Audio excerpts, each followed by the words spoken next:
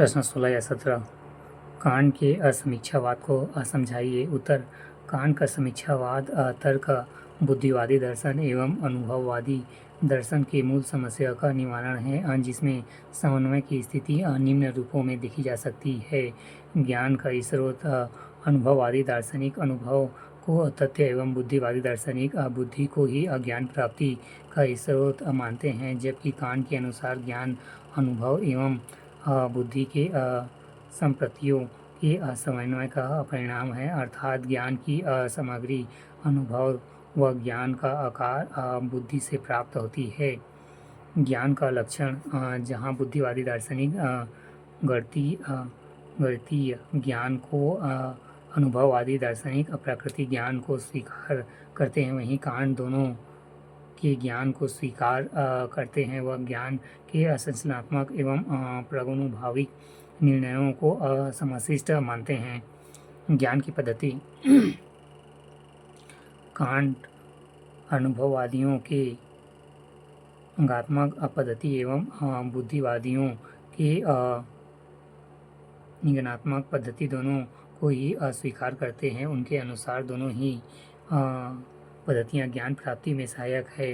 मन की सक्रियता व निष्क्रियता: जहाँ अनुभववादी दार्शनिक मन को निष्क्रिय एवं बुद्धिवादी बुद्धि को सक्रिय मानते हैं, वहीं कांट मन को इस अर्थ में निष्क्रिय मानते हैं कि ज्ञान संबंधित सामग्री बाहर से प्राप्त होती है।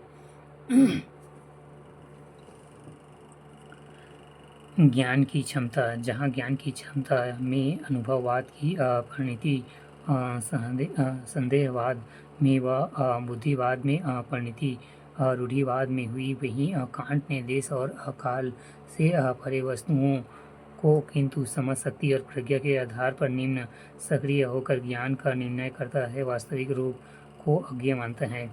तत्वमीमांसा सत्ता: जहाँ बुद्धिवादी दार्शनिक एवं तत्वमीमांसा सत्ताओं जैसे ईश्वर, आत्मा आदि को स्वीकार करते हैं और अनुभववादी दार्शनिक इसका खंडन करते हैं, वहीं कांट इन सत्ताओं को ज्ञान का विषय न मानकर आस्था को विषय मानते हैं। उनके अनुसार इन विषयों को तर्क के आधार पर सिद्ध या असिद्ध नहीं किया जा सकता। इस प्रकार हम कह सकते हैं कि कांट ने बुनियादी दर्शन और अनुभववादी दर्शनों के दोषों को दूर करते हुए अपना समीक्षात्मक दर्शन दिया है।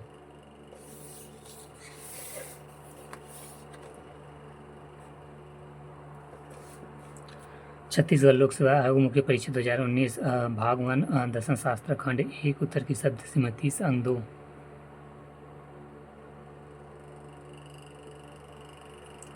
प्रश्न 1, गीता में स्वधर्म का क्या अर्थ है? उत्तर: गीता दर्शन के अनुसार जिस वर्ण का जो स्वाभाविक कर्म है वही उसका स्वधर्म है, अर्थात गुण अनुसार कर्म करने की व्यवस्था स्वधर्म कहलाती है। स्वधर्म अपना कर्म है। स्वधर्म के पालन से मनुष्य परिस्थिति एवं भागीदारी होता है। उदाहरण के लिए ब्रह्म का स्वधर्म ज्ञान अर्जन करना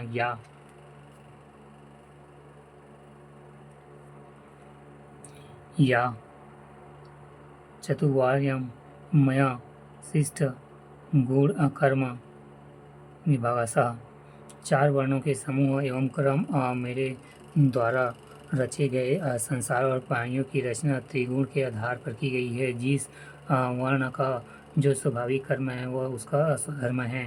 स्वभाव के अनुसार जो विशेष कर्म निश्चित है वही स्वधर्म एवं स्वधर्म अपना कर्म है। स्वधर्म के पालन से मनुष्य परम स्थिति का भागीदार होता है। प्रश्न 2, न्याय दर्शन से अप्रमा क्या है? उत्तर: न्याय दर्शन के अनुसार अर्थात ज्ञान को अप्रमा कहा जाता है, अर्थात वस्तु को उसी रूप में ग्रहण न करना जिस रूप से वस्तु अप्रमा है। जैसे रस्सी को रस्सी न समझकर सर्प के रूप में ग्रहण करना अप्रमा है।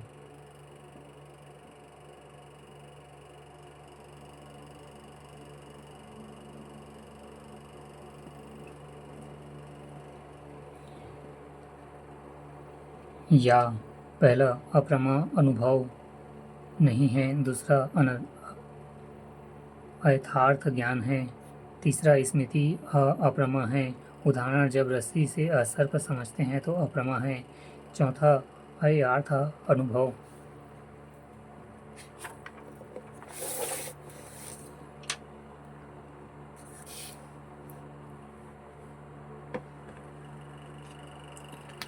प्रश्न 3, सत्कार्यवाद से आप क्या समझते हैं? उत्तर, संख्या दर्शन का कार्य कारण सिद्धांत सत्कार्यवाद कहलाता है। इसके अनुसार कार्य अपनी उत्पत्ति के पूर्व कारण में विद्यमान होता है।